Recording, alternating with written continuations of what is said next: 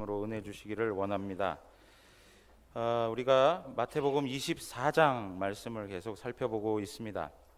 여러분, 마태복음 24장 말씀은 예수님께서 예루살렘에 대하여 예언한 말씀입니다.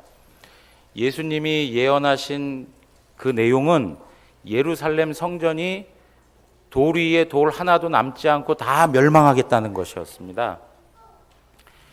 그러니까 이 예루살렘 성전이 멸망당한다라고 하는 그 이야기는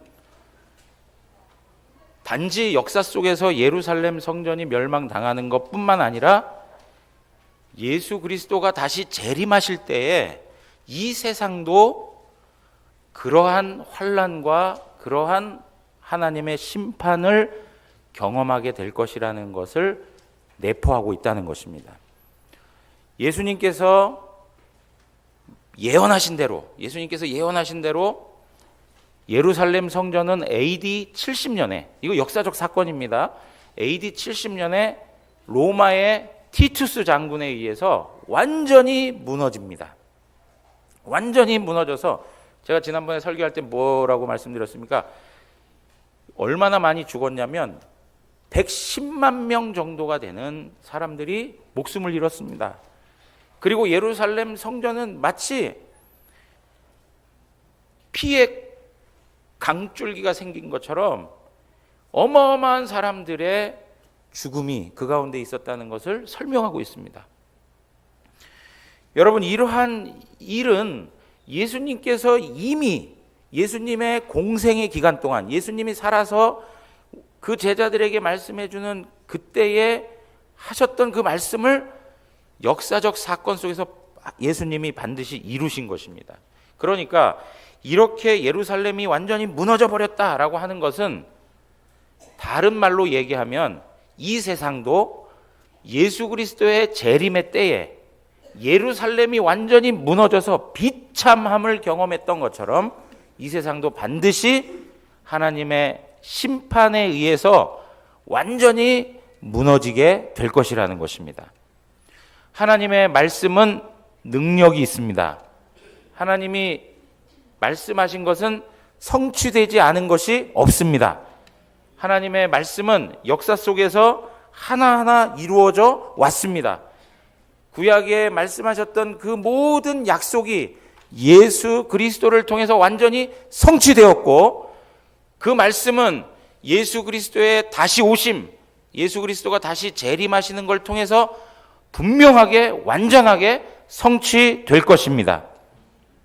오늘 이것을 우리에게 마태복음 24장은 계속 설명해 주는 것이죠. 이러한 하나님의 심판이 임할 때에 너무나도 긴박하고 너무나도 혹독해서 산으로 도망해야 된다는 것이죠. 그리고 어떻습니까? 자기의 물건을 가지러 돌이킬 수 있습니까? 없습니까? 돌이킬 수 없습니다. 자기를 보호할 만한 옷을 가지러 내려갈 수 있어요? 없어요? 내려갈 수가 없습니다. 돌이킬 수가 없어요. 너무나도 긴박해요. 너무나도 혹독해요. 그래서 무조건 도망치는 것밖에는 살 길이 없다라고 이야기하는 것입니다. 그래서 겨울이라든가 안식일에 이러한 일이 생기지 않도록 어떻게 하라고요? 기도하라, 그렇게 얘기했습니다. 사랑하는 성도 여러분, 이렇게 죄악이 가득한 세상에서 살아간다는 것은 쉬운 일이 아닙니다. 하나님의 심판이 예루살렘 성전에 임하기까지 그 당시의 사람들은 하나님을 마음에 두기 싫어했습니다. 종교적 형식만 있었고요, 외적인 의식만 있었지 마음으로 하나님을 존중하고 존경하고 경외하지 아니하였습니다. 전부 다 신앙이라는 것이 꼭 겉껍데기뿐 그들의 마음을 하나님이 받으실 수가 없었습니다. 이러한 세상 속에서 살아간다는 것은 참으로 어려운 일입니다. 그러니까 어떤 사람들이 막 나타나요. 위로를 전해주겠다고 하면서 내가 그리스도다, 내가 메시아다라고 하는 사람들이 막 나타나는 거예요. 거짓된 선지자들이 나타나는 거예요. 여러분, 오늘날도 보십시오. 세상이 힘들고 어려울수록, 고통스럽고 인생으로서 감당해내기가 힘들수록에 거짓 선지자들이 나타나가지고 여기에 우위로가 있다, 여기에 살 길이 있다라고 이야기합니다. 그러한 것에 대해서 귀를 기울이지 말라, 그렇게 얘기합니다. 사랑하는 성도 여러분, 우리가 추구해야 될 것은 아주 특이하고 비범한 형태의 종교적 내용들이 아니라 성경적이고 바른 신앙의 내용이어야 하는 것입니다. 아주 특별하게 보이는 것, 여기에 기사와 이적, 엄청난 초자연적인 역사가 있다, 이건 믿어야 될 일이 아니라 지극히 성경적인 것에 충실하고 바른 신앙의 내용을 하나님 앞에서 가져가야 되는 것입니다. 많은 사람들이 여기에 우위로가 있습니다, 여기에 참된 길이 있습니다 해가지고 쫓아갔지만 거기에서 인생에 오히려 허무함을 느끼게 되고 잘못된 종교를 가짐으로 말미암아 가정이 파탄되어지는 그러한 이상한 형태의 모습들이 나타났던 일들을 우리는 잘 알 것입니다. 사랑하는 성도 여러분, 바른 신앙, 종말의 때가 되면 될수록, 말세의 때가 되면 될수록 가장 중요한 것은 하나님을 아는 지식, 하나님의 말씀에 근거한 신앙이 너무나도 중요한 것입니다. 오늘 우리가 읽은 본문의 말씀을 보면 환란의 징조가 더욱더 폭넓어지고 거세지고 있다는 것을 볼 수 있습니다. 이전에는 지구 한 부분에서만 이러한 일들을 경험하도록 하는 것처럼 들려주셨어요. 그런데 지금 오늘 성경을 읽어보니까 뭐까지 다 흔들립니까? 전체가 다 흔들리는 거예요.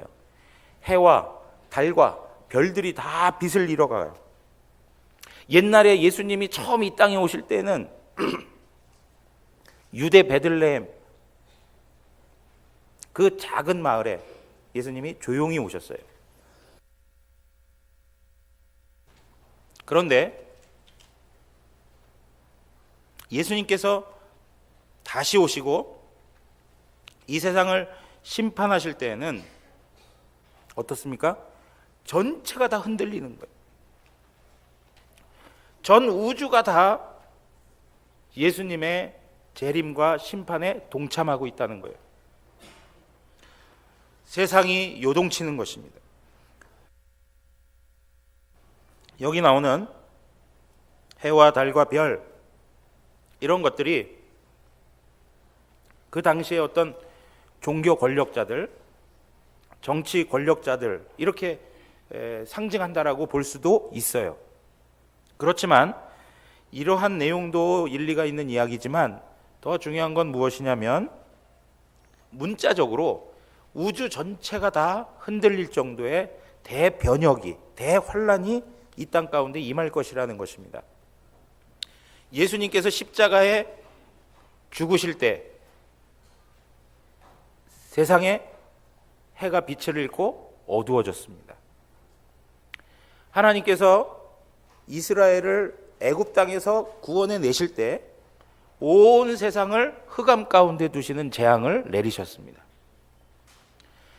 하나님의 역사는 모든 우주 만물을 하나님의 뜻대로 움직이실 수 있습니다. 그래서 그러한 모든 것들이 예수님의 재림 때 얼마나 엄중하게 우리에게 나타나는지, 그 심판과 그 예수님의 그 마지막 때 재림하시는 것이 얼마나 큰 사건인지를 우리에게 설명해 주는 것입니다. 누가복음 21장 26절에 보면 이런 말씀이 있습니다. 사람들이 세상에 임할 일을 생각하고 무서워함으로 기절하리니 이는 하늘의 권능들이 흔들리겠습니다. 하늘의 권능들이 흔들리겠습니다. 여러분, 영어 성경에 뭐라고 그러냐면 heavenly body라고 그래요. 하늘의 그 몸체가 다 흔들려 버렸다는 것이죠. 그러니까 이 전 우주 만물의 중심축이 다 흔들려 버렸다는 거예요. 하나님의 때에 예수 그리스도를 통하여서 이 세상이 심판을 받게 될 때 이렇게 엄청난 사건이 우리에게 오는 거예요. 그러니까 오늘 본문에 뭐라고 나와 있습니까? 땅의 모든 족속들이 통곡한다 그래요. 통곡한다. 땅의 모든 족속들이 통곡한다. 누가복음 21장 25절에는 평행 구절인데요, 이렇게 표현하고 있어요. 1월 성신에는 징조가 있겠고 땅에서는 민족들이 바다와 파도의 성난 소리로 인하여 혼란한 중에 공고하리라. 그렇게 얘기하고 있어요. 땅에서는 민족들이 바다와 파도의 성난 소리, 이렇게 얘기해요. 파도와 바다의 성난 소리. 이게 무슨 얘기입니까? 갑작스럽게 임하는 하나님의 심판에 사람들이 넋을 잃어버리는 것이고요. 사람들이 막 비명을 지르는 거예요. 여러분, 우리가 요번에도 헝가리에서 안타까운 그런 사건을 당했는데요. 예를 들면 이런 처참한 사건을 당할 때 사람들이 할 수 있는 일이 뭐예요? 비명 지르는 것밖에 없어요. 비명 지르는 것밖에 없어요. 살려달라고. 어떻게 이런 일이 우리에게 나타날 수가 있느냐고. 예수님이 말씀하셨던 그 모든 일들이 막 나타나면서 그들의 마음을 당혹스럽게 하고요. 준비되지 않은 심령에, 준비되지 않은 상태에 있는 사람들은 그걸 감당해낼 수가 없는 것이죠. 여러분, 이러한 상황 속에서는 사람들은 통곡할 수밖에 없고 탄식할 수밖에 없고 아우성을 칠 수밖에 없는 거예요. 완전히 대혼란함이죠. 대혼란. 이러한 일들이, 하나님의 환난과 이러한 일들이 크고 작게 계속 일어나다가 오늘 성경 말씀에 보면 뭐라고 나와 있습니까? 29절에 보면 그날 환난 후에 뭐라고 표현되어 있습니까? 즉시. 어느 한순간 갑자기 하나님의 심판이 우리에게 온다는 거예요. 그래서 성경에서는 끊임없이 이야기하는 게 뭡니까? 주님의 심판이 뭐처럼 온다고요? 도적같이 찾아온다는 거예요. 임신한 엄마가 해산의 고통을 갑자기, 요새는 너무 과학이 발달돼서 언제 날 겁니다, 며칠 날 날 겁니다 하고 출산일까지 딱 정해주지만 옛날에 그랬습니까? 갑자기 그냥 고통이 찾아오면서 그러다가 아이를 출산하는 그런 일들이 있는데요. 어느 때 올지 모르는 거예요. 어느 때 올지 모르는 거예요. 즉시 하나님의 심판이 임하게 된다라고 이야기하는 것입니다. 여러분, 오늘 우리가 이런 말씀을 읽어가면서 그러한 생각이 또 들 때가 있어요. 주님이 구름 타고 오시는구나. 그러면서 하늘의 구름을 보여. 하나님은 어떤 구름의 모양을 가지고 타고 오실까? 손오공이 탔던 구름을 타고 오실까? 아주 유치한 생각들을 우리가 참 많이 할 때가 있단 말이에요. 그런데 여러분, 여기 구름 타고 오신다. 30절에 보면 인자가 구름을 타고 능력과 큰 권능으로 오는 것을 보리라, 그렇게 얘기했는데, 구름을 타고 오겠다라고 하는 이야기는 이 세상의 통상적인 경험으로 설명되지 않는 방식으로 오시겠다는 거예요. 이 세상의 방식으로 설명할 수 없는 정말로 신비한 방식으로 우리 주님께서 오시겠다는 거죠. 여러분, 우리 주님이 오실 때 모든 사람들이 다 주님의 오심을 보겠다고 하신 말씀 기억하십니까? 그게 가능합니까? 우리가 시공간에 살아가면서 그걸 한꺼번에 우리 주님이 오신다는 걸 볼 수 있다는 게 가능할까요? 우리의 인간적 이성으로는 잘 이해가 되지 않는 것이에요. 그러나 우리 주님께서는 그렇게 하시겠다는 거예요. 그러니까 너무나도 비범하고 아주 특별하고 신비한 방식으로 우리에게 오시겠다고 말씀하고 있는 거예요. 그냥 무슨 진짜 이런 구름 타고 오시겠다는 그런 표현보다도 거기에 담겨 있는 의미가 바로 그런 거라는 거죠. 아주 신비한 방식으로 주님께서 우리에게 오시겠다 하는 것입니다. 그런데 여러분 보세요. 우리가 살아가고 있는 이 세상, 주님의 때가 되면 될수록 이 세상은 고통하는 세대라고 이렇게 표현하고 있습니다. 디모데 후서 3장으로 한번 가서 보세요. 디모데 후서. 스크린에 없습니다. 디모데 후서 3장으로 가서 보세요.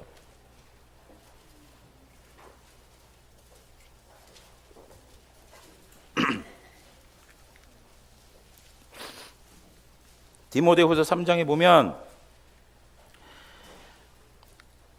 세상은 고통하는 때가 이르리니, 그죠? 보십니까? 예, 고통하는 때다 그러면서 이야기해요.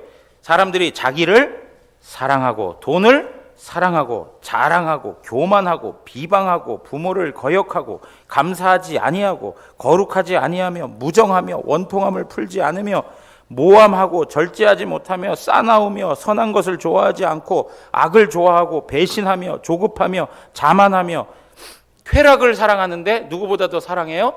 하나님보다 더 사랑하는 거예요. 얼마나 쾌락을 추구하며 살아가고 있습니까, 우리가?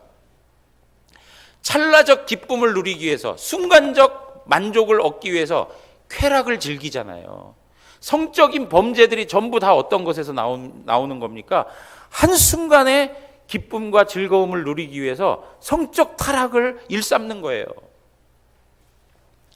여러분, 자기를 사랑한다. 얼마나 이기적인 시대입니까? 자기가 중심이 되어서 모든 것을 다 판단해 버립니다. 이전에는 모든 사람들이 다 생각하는 규범이라는 게 있었습니다. 저 사람도 그거는 옳은 거야, 그건 그른 거야, 이 사람도 그건 옳은 거야, 그른 거야 하는 모두 다가 인정하는 그런 룰이 있었어요. 그런데 지금은 어떻습니까? 자기 마음대로예요. 자기 마음대로. 자기가 생각하고 자기가 하면 그건 옳은 거고, 자기가 생각하고 자기가 판단했을 때 아니면 그건 아닌 거예요. 자기 중심적으로 살아요. 감사하지 않습니다. 부모에 대해서 순종하지 않습니다. 오늘날 시대에 권위가 있습니까? 권위가 다 상실되어져 가고 있습니다. 부모들, 우리가 두려움 가운데 있는 것 중에 하나는 무엇이냐면, 이 세대가 더더욱 권위가 없는 시대로 치닫게 되는데, 장차 우리 자녀들 세대에 그 권위가 어떻게 작동할 것인가, 이런 생각들 참 많이 두려움으로 느껴질 때가 많아요. 싸납고 원통함을 풀지 않고 서로 모함하고 거짓되고 속이고 사기치고, 이게 세상이란 말이죠. 자기가 살기 위해서는 남을 죽여야 되고, 자기가 더 좋고 반듯하기 위해서는 다른 사람을 흠집내야 되고, 이것이 바로 세상의 모습인 거예요. 이런 세상 속에서 살아가는 게 쉬운 일입니까? 쉬운 일이 아닌 거예요. 쉬운 사람들이 있어요. 이대로 살면 쉬워요. 이렇게 살아가면 쉽다고요. 그런데 하나님의 사람으로 살아가고 거룩한 백성으로, 성도로 살아가려면 이러한 삶을 살아내는 건 너무나도 어려운 일이에요. 하루하루가 이걸 어떻게 감당하며 살지라고 하는 안타까움을 가지고 하나님 앞에 막 하소연을 하면서 살아갈 그런 판이란 말이죠. 어제도 서울역에서 큐어 축제가 있었는데요. 제가 이 표현 자주 말하지 않습니까? 남자 며느리 노, 여자 사위 노. 예? 이러한 게 말이나 되는 겁니까? 여러분 한번 생각해 보세요. 우리 학생들도 그렇고 우리 청년들도 생각해 보세요. 우리가 지금만 있는 게 아니라 나중에 가정도 생겨서 또 나이가 또 좀 지긋해지기도 하는데, 갑자기 자녀가 남자아이를 데리고 와서 며느리입니다, 이렇게 얘기하면 그거 감당하겠냔 말이에요, 이게. 근데 세상이 점점 이렇게 돼가고 있다는 거예요.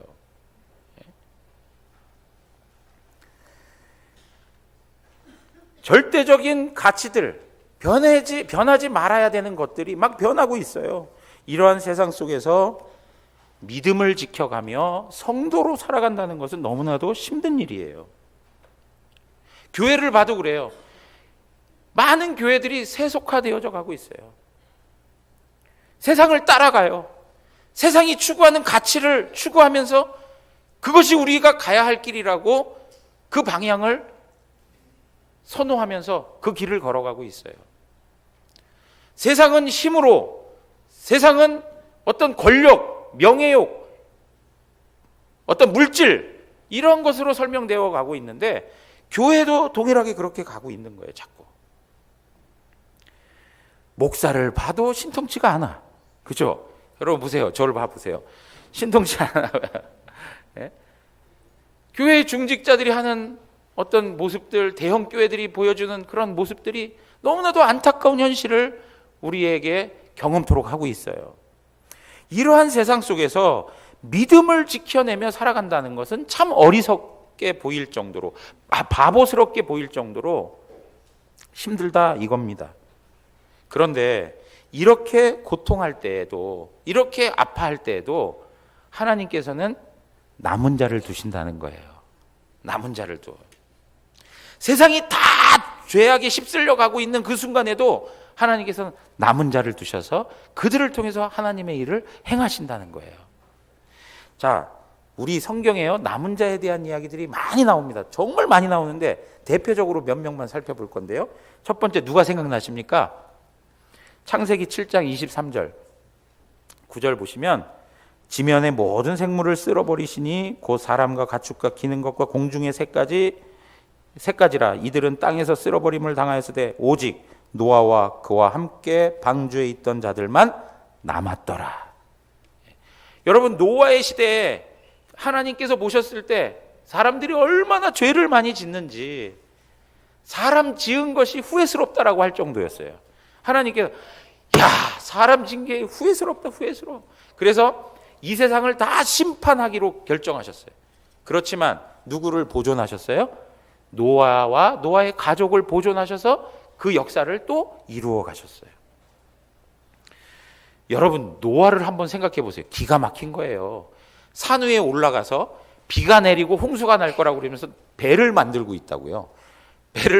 요새 배를 만드는 거 어디서 해야 되는 거예요? 바다에서 해야 되는 거 아니에요, 그죠? 근데 노아는 배를 지금 어디서 만들고 있어요? 산 위에서 만들고 있어요.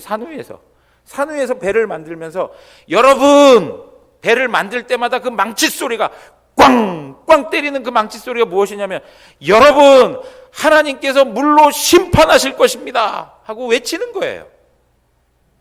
그런데 사람들이 뭐라 그래요? 저런 미친 인간이 다 있나? 저 완전히 사이코 아니? 저 정신병자 아니야? 어떻게 배를 산에다 짓고 있으면 무슨 물로 세상을 심판한다고? 조롱하는 것이죠. 비웃죠. 그래도 어떻습니까? 노아는 계속 못질을 하는 거. 그때 못이 아니었겠지만 계속 배를 만드는 그런 작업들을 하는 거예요.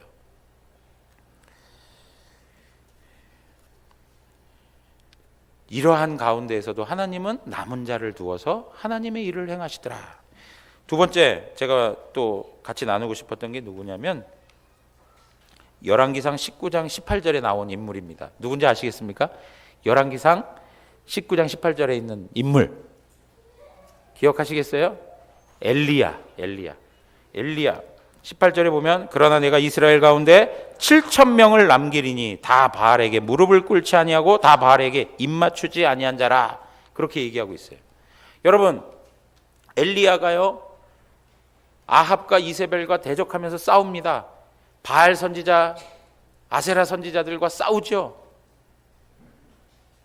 그 싸움이 너무나도 버겁고 힘드니까 하나님께 나아가가지고 뭐라 그러냐면 하나님 저 죽여주세요 그래요. 저 죽여주세요. 하나님께서 그 엘리야를 불쌍히 여겨가지고 그에게 힘과 용기를 낼 수 있도록 먹이시고 그를 보호해 주시죠. 그러면서도 어떻게 해요? 엘리야는 기운이 나질 않는 거예요.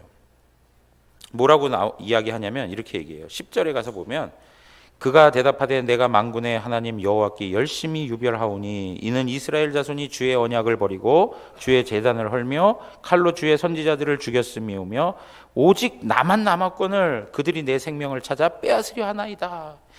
모든 하나님의 백성들이 다 넘어갔습니다 하는 거예요.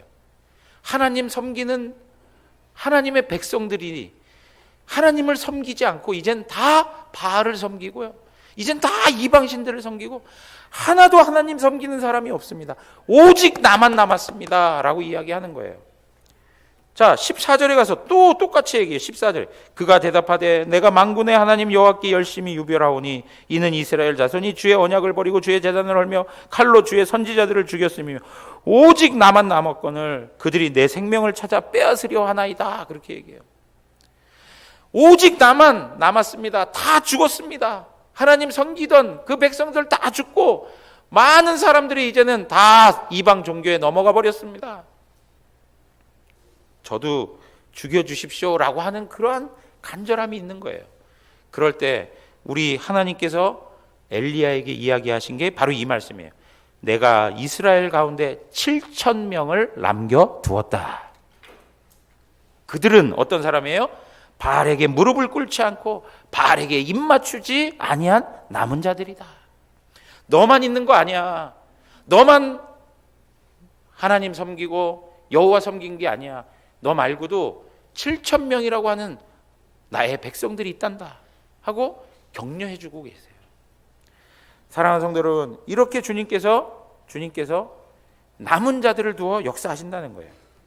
자, 또 한번 보십시오. 스바냐 3장 9절에서 13절 보시면 12절 13절만 제가 읽겠습니다. 보시면 내가 공고하고 가난한 백성을 내 가운데 남겨두리니 그들이 여호와의 이름을 의탁하여 보호를 받을지라.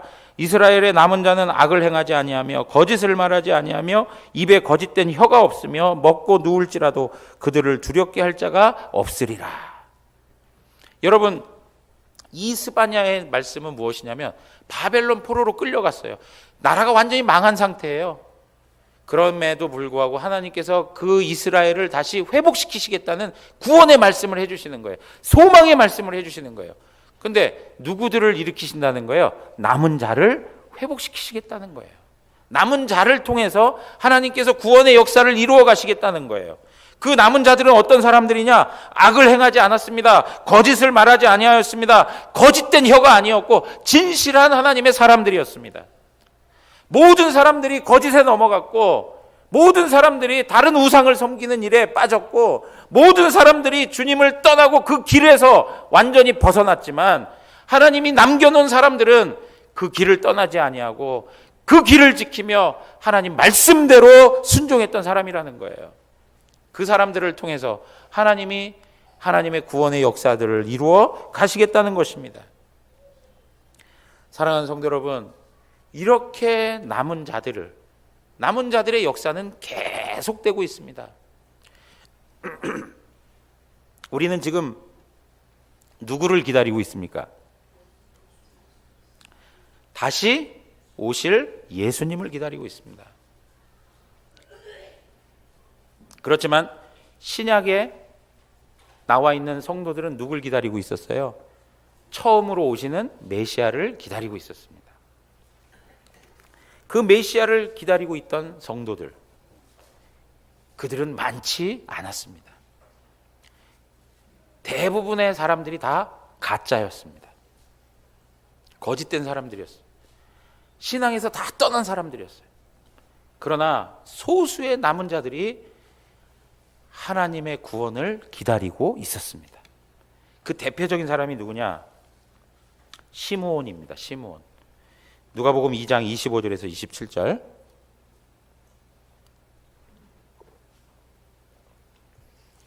누가복음 2장 25절에서 27절. 다 같이 한번 읽겠습니다. 예루살렘에 시므온이라 하는 사람이 있으니 이 사람은 의롭고 경건하여 이스라엘의 위로를 기다리는 자라. 성령이 그 위에 계시더라. 그가 주의 그리스도를 보기 전에는 죽지 아니하리라 하는 성령의 지시를 받았더니 성령의 감동으로 성전에 들어가매 마침 부모가 율법의 관례대로 행하고자 하여 그 아기 예수를 데리고 오는지라. 여러분, 여기 보십시오. 시므온이라고 하는 사람이 예루살렘에 있었다. 예루살렘 안에 있었어요.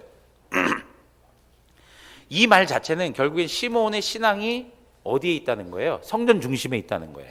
하나님 중심 신앙을 가지고 있었다는 거예요. 그 사람은 어떻다고요? 의롭다고 해요. 정직하고 바르게 살았다는 것을 말해주고 있어요. 경건해요.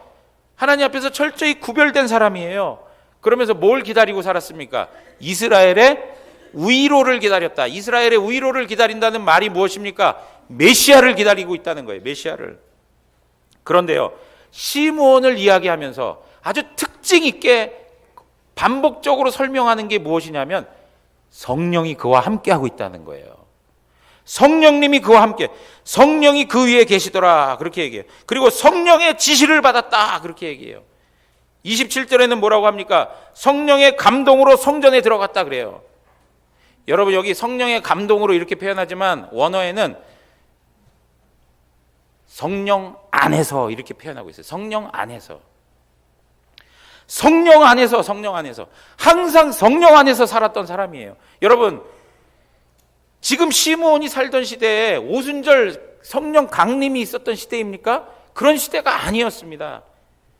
성령님이 우리에게 본격적으로 임하신 시대가 아니었습니다. 여전히 구약의 한 끝자락에 있었던 시대였습니다. 그럼에도 불구하고 이 사람을 이야기할 때 뭐라고 얘기합니까? 성령이 함께했던 사람이라고 설명하고 있습니다. 성령이 함께하고 있던 사람, 세상 많은 사람들이 종교적 지도자들까지도 세상을 향하여서 발걸음을 옮기고 그들의 얼굴을 세상을 향하여 돌이키면서 세상을 쫓아 살아갔던 그때에 오직 하나님의 위로를 기다리면서 메시아를 바라보면서 성령 안에서 살았던 사람, 성전 중심적인 삶을 살았던 사람이 바로 시므온이었던 사람입니다.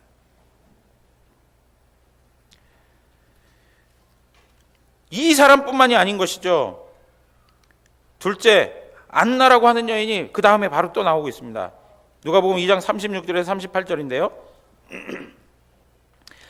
제가 읽어보겠습니다. 또 아셀 지파 바누엘의 딸 안나라 하는 선지자가 있어 나이가 매우 많았더라. 그가 결혼한 후 7해 동안 남편과 함께 살다가 과부가 되고 84세가 되었더라. 이 사람이 성전을 떠나지 아니하고 주야로 금식하며 기도함으로 섬기더니 마침 이때에 나와서 하나님께 감사하고 예루살렘의 속량을 바라는 모든 사람에게 그에 대하여 말하니라. 그렇게 했습니다. 여러분, 여기에 보십시오. 이 안나라고 하는 여인이 나이가 많습니다. 그죠? 적어도 84세는 넘었을 수도 있다라고 하는 견해들도 있어요. 그런데 이 안나라고 하는 여자가 어떤 조건이 있었습니까? 과부였다, 그렇게 얘기해요. 지금 이 안나라고 하는 이 여인은요, 과부였다 이렇게 말하는 걸 통해서 뭘 설명해 주고 싶은 거냐면 이스라엘의 영적 상태가 지금 이런 상태라는 거예요. 이 안나라고 하는 여인이 과부인 것처럼 지금 이스라엘의 상태가 남편을 잃어버린 과부 상태의 모습에 있다는 거예요. 지극히 형편없는 어려움 속에 처해 있다는 것을 말해주고 있어요. 그러니까 뭘 간절히 바라고 있습니까? 이 여인이 우리가 뒤에서 읽어본 말씀에 의하면 예루살렘의 속량을 바랐다, 그렇게 얘기해요. 예루살렘의 속량, 이 여인도 예루살렘의 속량을 바랐고 많은 또 다른 사람들도 예루살렘의 속량을 바라고 살았다는 거예요. 이게 시몬에게 설명했던 것처럼 이스라엘의 위로라고 하는 말하고 같은 말이에요. 여러분, 여기에 안나라고 하는 이 여인이 정말 과부로서 살았지만 그럼에도 불구하고 이스라엘의 위로, 이스라엘이 속량되기를 바라보면서 성전에 거하여 살았다는 것을 말씀하고 있어요. 성전에 거하여. 성전을 떠나지 아니하였다. 성전을 떠나지 아니하였다. 주야로 금식하며 기도하면서 주님 오시는 날을 바라보고 살았다는 거예요. 여러분, 잘 보세요. 예수님이 초림하셨을 때 얼마나 가짜들이 많았냐면 헤롯이 초림에 주로 오시는 메시아를 죽이려고 했습니까? 죽이지 않으려 했습니까? 죽이려 했습니다. 근데 헤롯이 진정한 유대인입니까? 헤롯은 신분 세탁을 한 사람이에요. 신분 세탁. 아버지가 에돔 사람 족속이에요. 이두메. 그죠? 그러니까 신분 세탁을 해서 진정한 유대인이 아닌 거예요. 그 내용들을 보면 뭘 우리에게 설명해 주는 거냐면 그 당시에 가짜가 많았다는 거예요. 가짜가 많았다. 여러분, 대제사장들이 나옵니다. 서기관이 나옵니다. 그 사람들이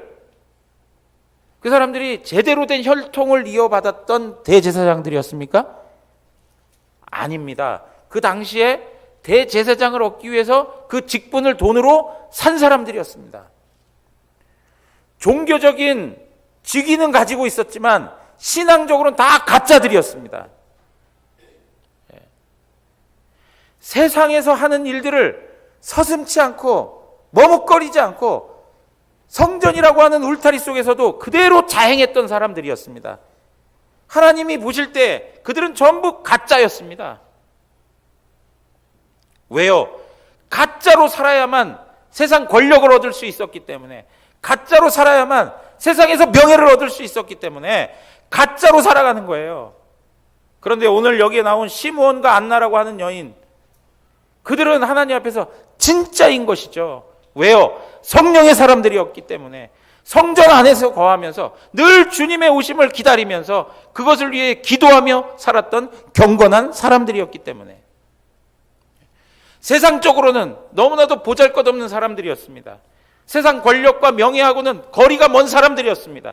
그럼에도 불구하고 하나님이 보실 때는 그들이 진짜인 거예요.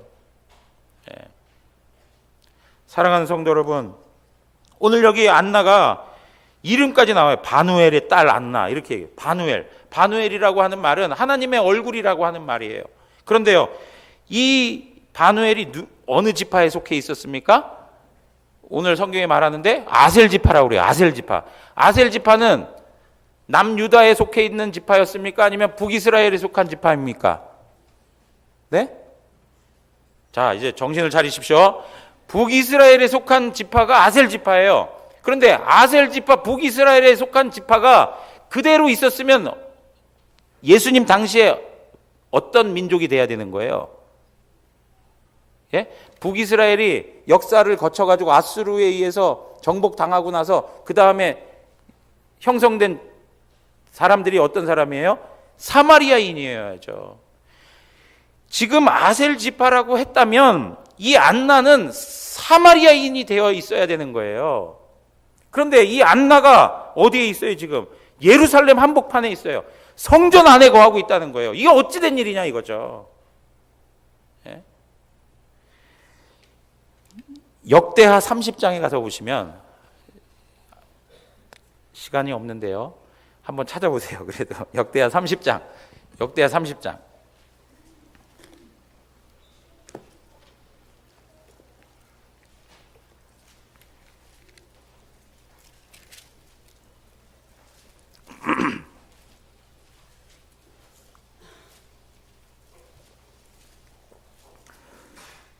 역대 30장에 보시면 시스기야라고 하는 왕이 나옵니다. 보이시죠? 근데 그 시스기야가 뭐라고 그러냐면 유월절을 지키라 해가지고요, 남유다뿐만 아니라 북이스라엘에까지라도 유월절 지키라고 다 소문을 내줘요. 그렇게 얘기했어요. 그때만 해도 유월절이 이제 다 끊어지고 막 이런 때인데 그걸 회복하는 거죠. 자, 7절 가서 한번 보세요. 30장 7절에 너희 조상들과 너희 형제들과 같이 하지 말라. 그들은 그의 조상들의 하나님 여호와께 범죄하였으므로 여호와께서 멸망하도록 버려두신 것을 너희가 똑똑히 보는 바니라. 그러면서 경고하면서 하나님께 돌아오라 하는 거예요. 그랬더니 자, 10절 가서 보세요. 10절 보발꾼이 에브라임과 므낫세 지방 각 성읍으로 두루다녀서 스불론까지 이르렀으나 사람들이 그들을 조롱하며 비웃었더라. 여러분, 하나님 앞에 유월절을 바로 지키면서 우리가 영적으로 다시 회복합시다 라고 하고 하나님의 진노와 심판에서 우리가 구원받읍시다 이렇게 얘기를 하는데 사람들이 뭐요? 전부 다 조롱하고 비웃었다는 거예요. 얼마나 악한 시대가 되었다는 걸 우리에게 말해주고 있는지 아시겠죠? 예? 종교적인 것이 다 묻혀버린 시대가 된 거예요. 그랬더니 11절 다 같이 한번 읽어보세요. 11절 다 같이 읽습니다. 그러나 아셀과 므낫세와 스불론 중에서 몇 사람이 스스로 겸손한 마음으로 예루살렘에 이르렀고 하나님의 손이 또한 유다 사람들을 감동시키사 그들에게 왕과 방백들이 여호와의 말씀대로 전한 명령을 한 마음으로 준행하게 하셨더라. 여러분 여기 보십시오. 다른 많은 사람들이 다 비웃었어요. 조롱했어요. 그런데 그들 중에 몇 사람이 아셀과 므낫세와 스불론 중 몇 사람이 스스로 겸손한 마음으로 하나님 앞에 나왔다는 거예요. 이 사람들 중에 이 바누엘의 조상이 있지 않았을까 이렇게 생각을 하는 거예요. 여러분, 이 안나 그리고 이 바누엘 그리고 그 바누엘의 그 조상 시스기야의 말을 듣고 많은 사람들이 다 조롱하고 비웃었지만 그것을 진지하게 받아들이고 하나님 앞에 나왔던 그 조상도 역시 남은 자로서 하나님 앞에 산 것이죠. 사랑하는 성도 여러분, 제가 뭘 말씀드리고 싶은 것이냐면 오늘 이 세대는 점점 더 악해질 수밖에 없습니다. 이 세대는 하나님을 떠난 방식으로 삶을 살아갈 수밖에 없어요. 이 세상은 세속적인 사람들이 영향력 있는 주체로서 살아갈 수밖에 없어요. 메인스트림, 주류가 누구냐예요. 주류는 세상이에요, 세상. 죄악의 거센 풍파가 우리에게 끊임없이 몰아치고 있어요. 이러한 시대 속에서 하나님의 말씀을 부여잡고 살아가는 성도의 삶은 편할 수가 없어요. 어려울 수밖에 없어요. 힘들 수 있어요. 그런데 그럼에도 불구하고 하나님 앞에서 남은 자로서의 의식을 가지고 하나님 앞에서 신앙생활을 하려면 제대로 해야 되지 않겠냐 이거예요. 예? 많은 사람들이 세상을 쫓아가고 그 꽁무니를 쫓아가서 그들과 타협하고 아무 일 없이 나도 세상에서 즐기고 누리고 살아갑니다라고 외치는 그것이 아니라 내 안에 누리고 즐기는 것이 없다 할지라도 하나님의 말씀 부여잡고 세상에서 외톨이가 되고 세상에서 따돌림을 당해도 하나님의 말씀이 하나님 말씀되게 하는 그런 삶을 살아야 되는 거 아니냐 이거죠. 그게 남은 자들이 가졌던 신앙적 책임이었어요.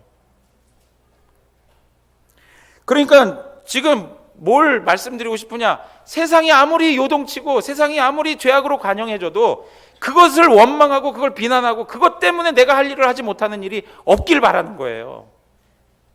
제가 오늘 새벽에도 그런 말씀 나눴어요. 하나님의 은혜로 내가 구원받았다면 다른 사람들이 사도 바울의 그 자격을 시비 거는 것이죠. 너가 무슨 자격으로 우리한테 이러느냐, 네가 사도가 아니지 않느냐. 그거에 대해서 사도 바울이 이야기하는 게 뭐냐, 자기 자신이 하나님의 은혜 아래에서 복음을 받고 구원받고 하나님 앞에서 자기가 한 것을 가지고 쭉 설명해 가는 거예요. 그 사람들에 대해서 뭐라고 욕을 하거나 비난하거나 그렇게 하지 않아요. 예를 들면 하나님, 저 인간들 입이 정말 방정이지, 저 입을 하나님 찢어주시옵소서, 뭐 이렇게 기도하지 않는단 말이에요. 세상에 악한 사람들이 가득해. 예를 들면 어제 뭐 퀴어 축제 하면서 막 그렇게 했다고 해쳐봐요. 하나님, 저들에게 은혜를, 저들에게 은혜 아니야, 저들에게 하나님 심판하셔서 하늘에 번개를 쳐서 한 명만 가게 해 주십시오. 뭐 이렇게 기도 안 한단 말이에요. 예? 하나님이 그런 능력이 없습니까? 능력이 있어요. 그런데도 성경에 보면 핍박하고 박해하고 복음 전하고 하는 것을 막 거스르고 감옥에 가두고 해도 우리 믿음의 선배들이 가졌던 기도의 내용들을 보면 그들에 대해서 비난하거나 정죄하거나 하나님 저주를 퍼부어 주십시오, 이런 기도를 한 적이 없다 이거예요. 오히려 어떻게 해요? 감옥에 가두면 감옥에 갇히고, 목숨 내놔 그러면 목숨 내놓고, 너 손해봐 그러면 손해보고, 그렇게 살아간 것이 바로 신앙인의 삶의 모습이었던 거예요. 사랑하는 성도 여러분, 세상이 더 악해지면 악해질수록 우리가 하나님의 성도로서 남은 자로서 우리가 해야 할 바를 하십시오. 그게 우리가 가는 바른 길인 거예요. 그것을 가지고 했다가 세상이 당신 그건 법에 저촉되는 겁니다, 감옥 좀 가셔야겠습니다, 그럼 어떻게 해야 돼요? 예? 감옥 가라 이거예요. 속으로 목사님 복 두고 보겠습니다. 예? 여러분, 그렇게 해서 하나님 되심이 나타나는 거예요. 하나님 되심이. 그러니까 자꾸 제가 이런 이야기를 우리 구역장님들하고 하다 보니까 이런 얘기를 했어요. 하나님, 저렇게 나에게 못되게 하는 사람들, 저 세상에 저 악한 사람들 눈을 뽑아 주십시오, 뭐 이렇게 기도하지 말고 그냥 감당하라고 그랬더니 어떤 분이 그래요. 진짜 목사님, 내가 그렇게 기도했다는 거예요. 하나님 눈을 뽑아 주십시오. 왜 하나님한테 눈을 뽑으라고 시켜요? 자기가 뽑지. 예? 여러분, 하나님 앞에서 우리가 해야 할 바만 하십시오. 그게 남은 자들이 가야 하는 삶의 여정인 것입니다. 세상이 아무리 소란하게 우리에게 자극을 해도 우리가 할 바를 하시라 이거예요. 그걸 하지 않으면서 세상에 대해서 뭐라고 자꾸 원망하고 비난하기만 하는 그런 우리의 모습은 너무나도 연약한 거예요. 왜 우리가 이 세상에서 지고도 살 수 있느냐, 이 세상에서 당하고도 살 수 있느냐, 이 세상에서 그냥 묵묵히 주님의 뜻을 받들며 살아갈 수 있느냐, 왜 그러냐면 오늘 말씀해 보니까 우리 주님께서 남은 자들을 모으신다고 그래요. 우리 주님이 남은 자들을 다 모아주신다는 거예요. 여러분 마태복음 23장 37절 가서 보시면 이런 말씀이 있죠.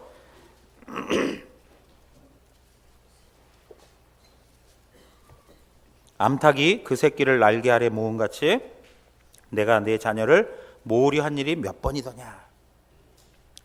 암탉이 새끼를 모으는 것처럼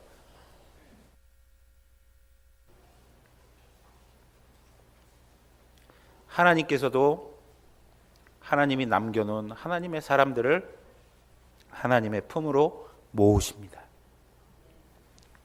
사방에 흩어져 있는 진실하고 정직하고 흠없는 하나님의 백성들을 하나님께서 모아 주시는 거예요.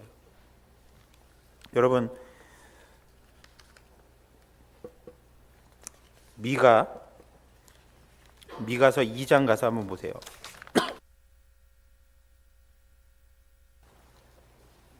미가서 2장 12절에서 13절.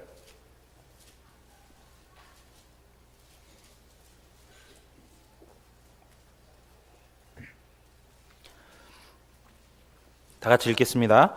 야곱아, 내가 반드시 너희 무리를 다 모으며 내가 반드시 이스라엘의 남은 자를 모으고 그들을 한 처소에 두기를 보스라의 양떼같이 하며 초장의 양떼같이 하리니 사람들이 크게 떠들 것이며 길을 여는 자가 그들 앞에 올라가고 그들은 길을 열어 성문에 이르러서는 그리로 나갈 것이며 그들의 왕이 앞서가며 여호와께서는 선두로 가시리라. 아멘. 하나님께서 어떻게 하신다고 그래요? 너희 무리를 다 모은다라고 해요. 남은 자를 모은다. 모처럼요. 보스라의 양떼라고 하는데 여기 보스라라고 하는 말은 우리라고 해도 되는 거예요. 양의 우리. 우리의 양떼같이 초장의 양떼같이 하나님께서 그 양떼를 모으시는 것처럼 하나님의 남겨놓은 하나님의 백성들을 하나님이 모으신다는 거예요. 그래서 요한계시록에 있는 말씀을 보시면 요한계시록에 하나님 앞에서 진리의 말씀, 예수 그리스도의 계명에 순종한 성도들을 하나님께서 품에 품으시고 그들의 눈물을 닦아주시고 새 예루살렘, 거룩한 성에 하나님께서 하나 되게 하시는 거예요. 사랑하는 성도 여러분, 우리의 최종적인 결과는 하나님 안에 거하는 것입니다. 하나님은 우리를 흩어버리시는 분이 아니라 하나님께로 모아 주십니다. 우리가 이 세상에서 좀 실패하고요, 이 세상에서 말씀 지키는 것 때문에 손해를 보아도 하나님이 결과적으로는 우리에게 영광을 안겨 주십니다. 우리 하나님은 좋으신 하나님이십니다. 우리의 삶이 어렵고 힘들어도 여전히 하나님은 신실하고 좋으신 하나님이십니다. 그 하나님이 최종적으로 영광스럽게 우리를 모으실 것을 바라보시면서 오늘도 남은 자로서 이 시대를 하나님 뜻대로 순종하는 복된 성도 되시기를 주님의 이름으로 축원합니다. 다 같이 일어나겠습니다.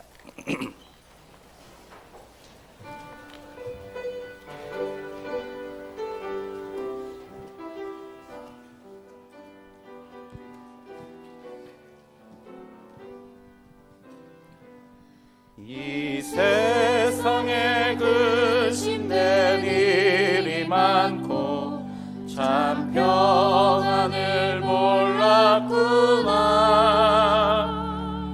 내 주 예수 나로라 부르시니 곧 평안이 시리로다. 주 예수의 참 기쁘고 즐겁구나.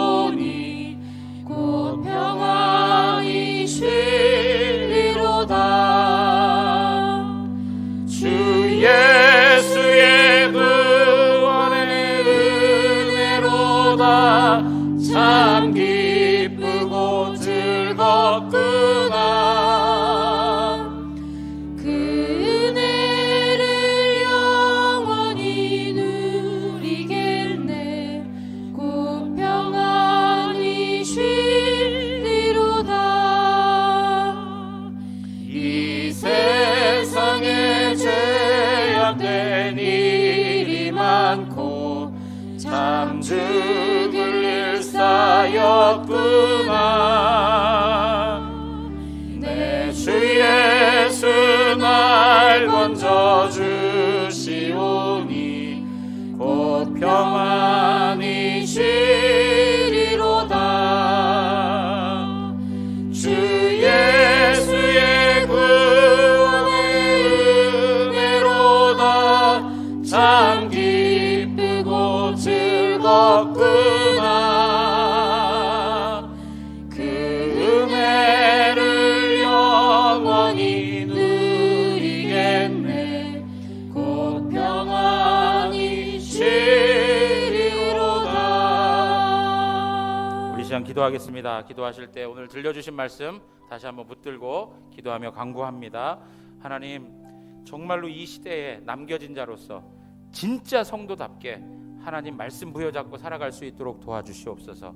세상을 향하려고 하는 나의 인간적 욕심을 내려놓게 하시고, 세상에 타협하고 세상과 짝하는 신앙의 내용들을 다 내려놓고 오직 하나님만을 섬길 수 있는 신실한 믿음을 우리에게 부어주시고, 정말 주님께서 우리 모든 성도들을 모으시고 하나님의 영원한 나라로 인도하실 것을 바라보면서 끝까지 인내하며 주의 말씀을 말씀되게 하는 그 삶을 살게 하여 주시옵소서. 하나님이 우리를 부르셨으니 하나님께 하듯 우리의 삶을 항상 감당하며 살아갈 수 있는 그런 은혜가 있게 해달라고 다 같이 기도하겠습니다. 살아계신 하나님 아버지, 하나님 은혜를 구합니다. 하나님의 선하심을 구합니다. 하나님 아버지여, 도와주셔서 우리에게 지혜를 주시고 우리에게 말씀을 깨달을 수 있는 능력을 더해 주시기를 원합니다. 성령 하나님이여, 인도하여 주셔서 우리의 마음을 주의 진리로 이끌어 주셔서 오늘 들려주신 말씀 앞에서 우리가 새롭게 변화를 받고 하나님 아버지 앞에 세워져 갈 수 있도록 은혜 주시기를 원합니다. 하나님 아버지, 이 세상이 아무리 악하고 아무리 살아가기 힘들고 어렵더라도 이 세상 가운데 타협하는 자가 되게 하지 마시고, 아버지, 이 세상에 우리의 마음을 빼앗기지 않게 하시고, 하나님 아버지, 동화되어지지 않게 하시고, 하나님 아버지여, 진리의 말씀 붙잡고 하나님의 말씀대로 순종하는 남은 자로 살아갈 수 있도록 하나님 인도해 주시기를 원합니다. 바알에게 무릎을 꿇지 아니한 7,000명, 하나님 아버지여, 그들의 삶의 모습처럼 하나님 아버지여, 진실로 하나님 아버지 앞에 믿음으로 살아갈 수 있도록 하나님 인도해 주시기를 원합니다. 하나님 도와주시옵소서. 하나님 아버지여, 가짜가 많은 이때에 하나님 아버지여, 진정한 하나님의 자녀로서 남아있는 자로서 사명을 감당하게 하시고 책임을 감당할 수 있도록 하나님 은혜를 내려 주시옵소서. 신실한 하나님의 사랑을 따라서 늘 인내하게 하시고 승리할 수 있도록 우리의 삶을 이끌어 주시옵소서. 하나님 함께해 주시기 원합니다. 지금은 우리 주 예수 그리스도의 은혜와 하나님 아버지의 크신 사랑과 성령 하나님의 함께하심이 오늘도 하나님의 말씀을 듣고 세상과 타협하지 않고 세상과 짝하지 않고 남은 자로서의 책임을 다하며 하나님의 말씀을 짊어지고 말씀을 말씀되게 하는 삶을 살아가기를 소원하는 우리 모든 성도님들 머리 위에, 그리고 그 삶의 터전 위에 이제로부터 영원토록 함께 있을지어다. 아멘.